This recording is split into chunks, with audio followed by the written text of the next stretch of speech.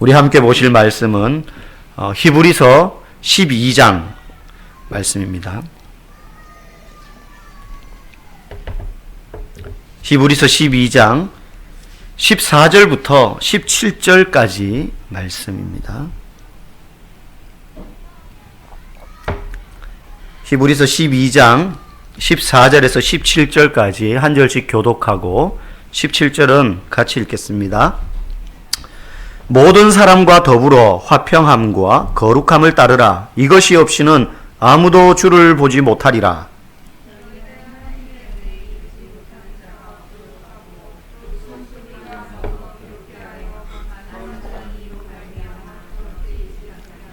음행하는 자와 혹 한 그릇 음식을 위하여 장자의 명분을 판 에서와 같이 망령된 자가 없도록 살피라. 너희가 아는 바와 같이 그가 그 후에 축복을 이어받으려고 눈물을 흘리며 구하되 버림바가 되어 회개할 기회를 얻지 못하였느니라. 아멘. 더불어 사는 공동체라는 제목으로 잠깐 말씀 전하겠습니다. 14절부터 17절까지 읽었지만 오늘은 14절 말씀만 보도록 하겠습니다. 그래서 다음 주에 나머지 뒷부분을 보도록 할 텐데요.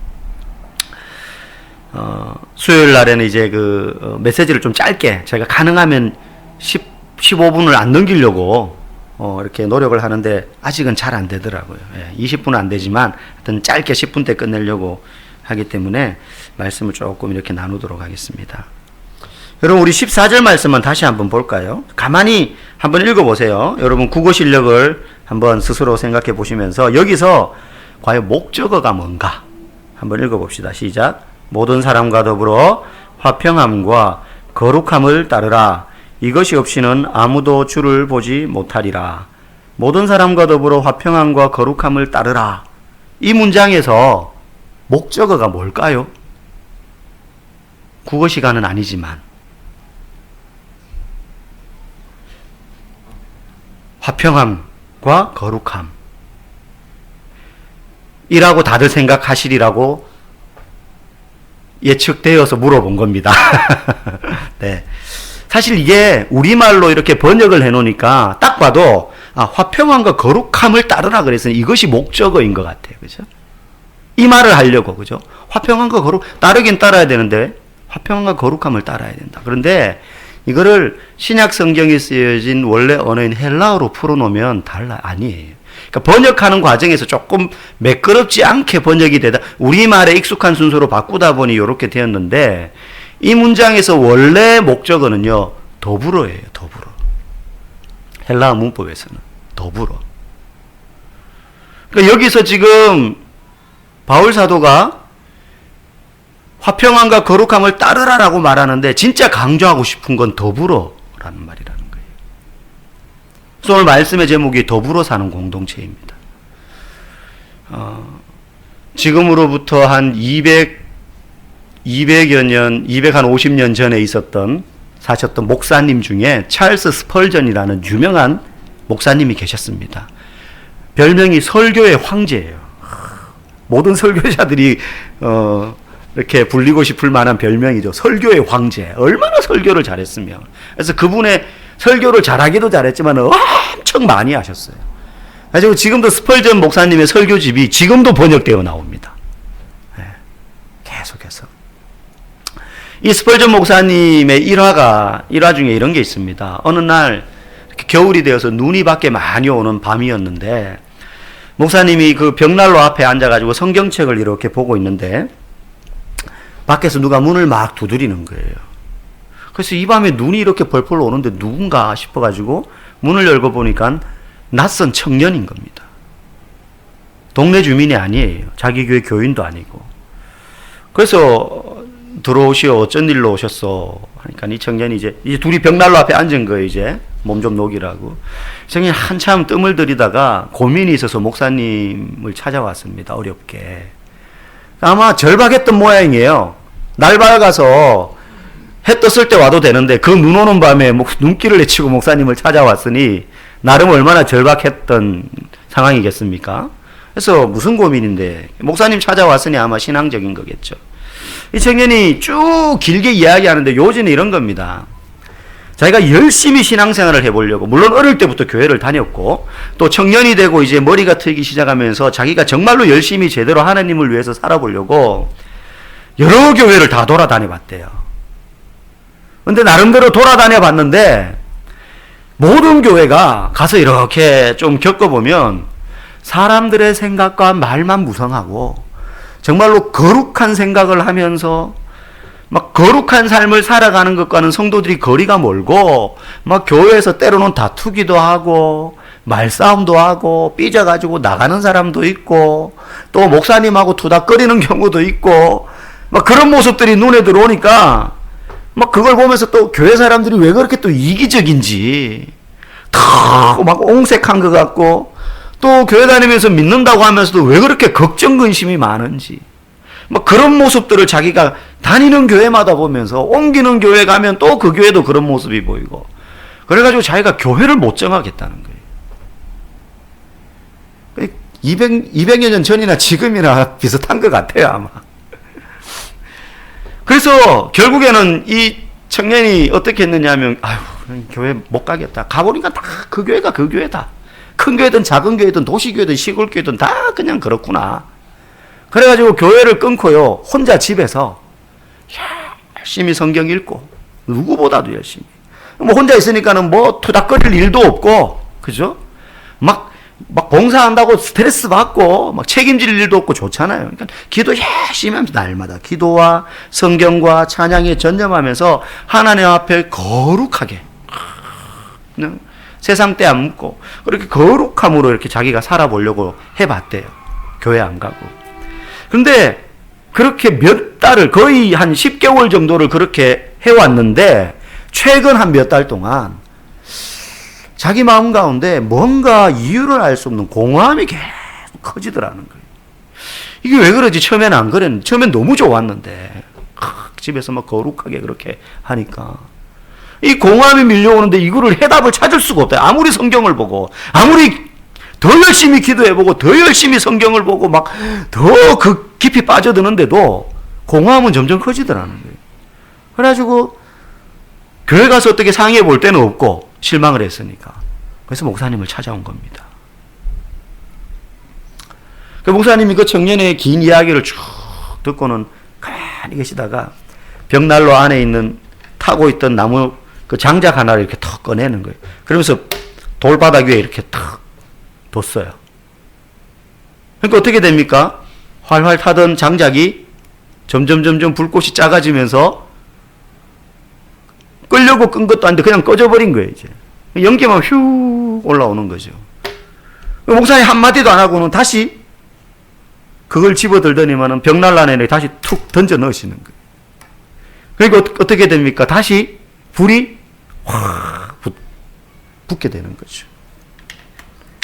그리고는 청년을 보고 이게 내 대답이야. 그 청년도 똑똑했어요. 지금 여기서 지금 이게 무슨 말인지 못 알아. 제가 더 설명을 해주려고 그러는데 제가 들은 예화도 스펄전 목사님 뭘 말을 안 했어요. 그래서 이렇게 하고 끝난 거예요, 이제. 그 청년은 깊이 뉘우치고 돌아갔어요.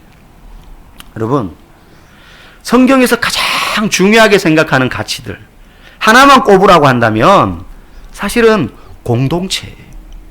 왜냐하면 예수님이 부활 승천하시면서 남겨놓은 게 뭡니까? 교회예요, 교회. 공동체라는 거예요. 집에서 시작했죠. 마가의 다락방에서. 그죠? 거기서 기도하다가 예루살렘 교회가 생겨난 거거든요.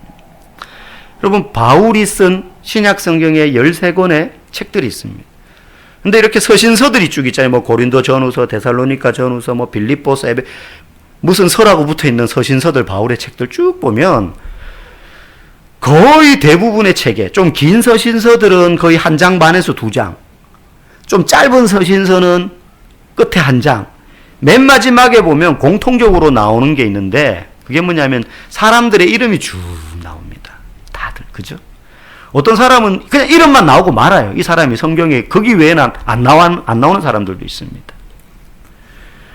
그게 전부 다 바울이 사역할 때 혼자 한 게 아니고 자기를 도와주었던 공동체 동역자들 이름인 거죠. 바울이 어디서 하늘에서 뚝 떨어져 가지고 그렇게 전 세계를 다니면서 사역한 게 아니란 말이죠. 직접 몸으로 뛸 때 동행했던 동역자들도 있었고, 직접 뛰지 못하지만 오늘날 우리처럼 선교사님들을 후원하면서 기도로 물질로 때로는 단기 선교로 잠깐 동행하기도 하고 여러 모양으로 후원하던 공동체에 속해 있는 성도들의 이름이 쫙 적혀 있어요. 누구보다도 바울은 앞장서서 사역한 사람이지만 가장 강력한 공동체를 백그라운드로 두고 사역했던 사람입니다. 그래서 그 사람들에게 고마움을 다 표시하는 거예요.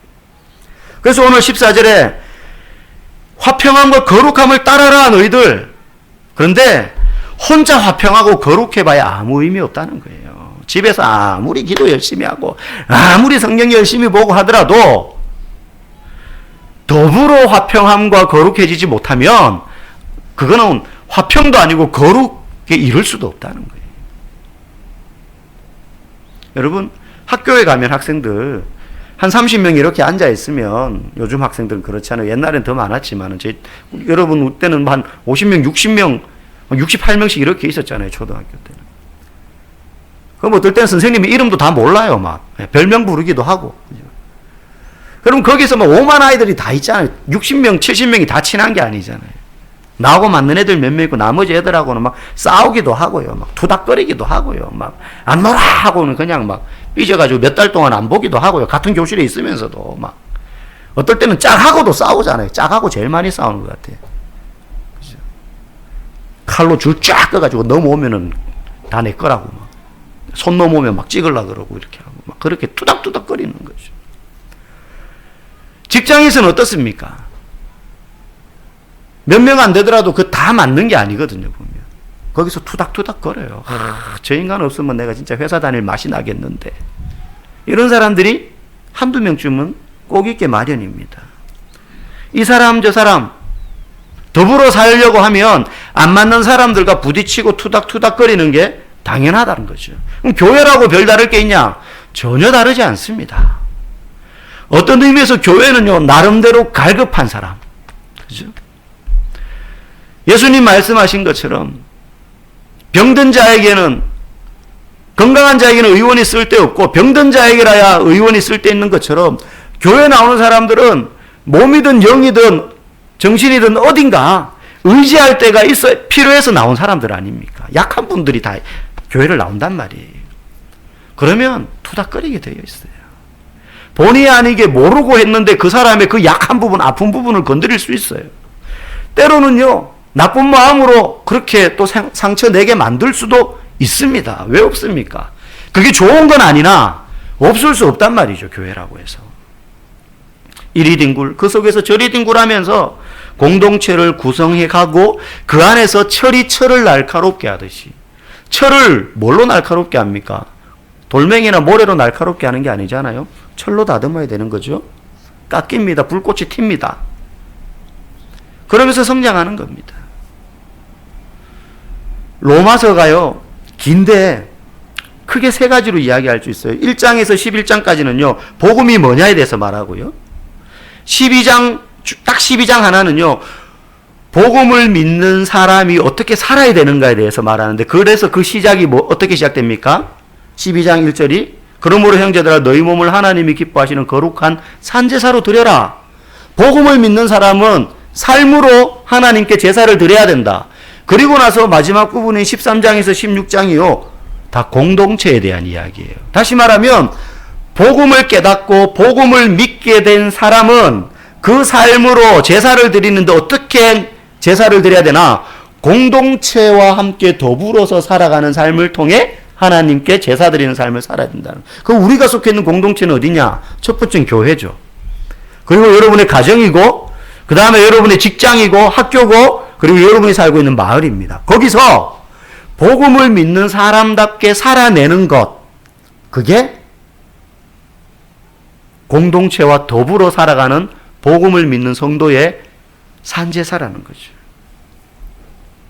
오늘 바울이 이 히브리서에서요, 왜 더불어 거룩함과 화평함을 누리라고 이야기하느냐 하면, 이제 다음 주에 뒤에 15절, 16절, 17절에서 그 얘기가 더 자세하게 나오지만 당시에는 예수 믿는데 안팎으로 어려움이 많았습니다. 핍박도 있고요. 힘들게 예수 믿는데 막 눈치 보면서 핍박을 감수하면서 손바닥에 암호, 나 그리스도인이야 대놓고 말 못하는 거예요. 물고기 그림, 익투스 그림 그려가면서 암호로 서로 그리스도인들끼리만 알 수 있는, 그렇게 힘들게 예수를 믿는데도 금방 삶에 뭐 좋은 일이 생기거나 복이 하늘에서 뚝뚝 떨어지거나 그런 것도 아니고 핍박은 핍박대로 점점 강해지고, 그러니까 그리스도인들 중에 아이 나가지 말지 뭐 교회 그냥 그러면서 배교하는 사람들, 교회를 떠나고 신앙을 버리는 사람들이 점점 생겨나게 됐다는 거예요. 그 당시에 이 히브리서가 쓰여질 때. 그래서 히브리서 10장 25절에 보면 바울이 강력하게 권면하는 게, 모이기를 피하는 어떤 사람들의 습관과 같이 하지 말고 그날이 가까움을 볼수록 더 힘써 모여라. 그 핍박이 있고 신앙생활 한다 그래가지고 금방 막 삶이 좋아지고 복이 막 뚝뚝 떨어지고 그런 거 아니라서 막 나는 안 나갈 거야 그냥 난 이제 신앙 포기할래 그러지 말고 그럴수록 더 모이기를 힘써라. 그렇게 권면했거든요. 그러면서 오늘 강조하는 게 더불어 함께. 결론입니다. 삶에 고난과 시련이 찾아올 때 여러분 혼자가 아니라 어디에선가 우리를 위하여, 당신을 위하여, 나를 위하여 기도하는 이가 이 공동체 가운데 분명히 있습니다. 교회 공동체건 가정 공동체건. 그 공동체와 더불어, 교회와 더불어 거룩함과 화평함을 누리는 삶을 살아가는 것, 그것이 오늘 이 말씀이 우리에게 가르쳐주는 귀한 교훈입니다. 저와 여러분이 그런 귀한 더불어 살아가는 믿음의 삶 살아갈 수 있기를 주님의 이름으로 간절히 축복합니다.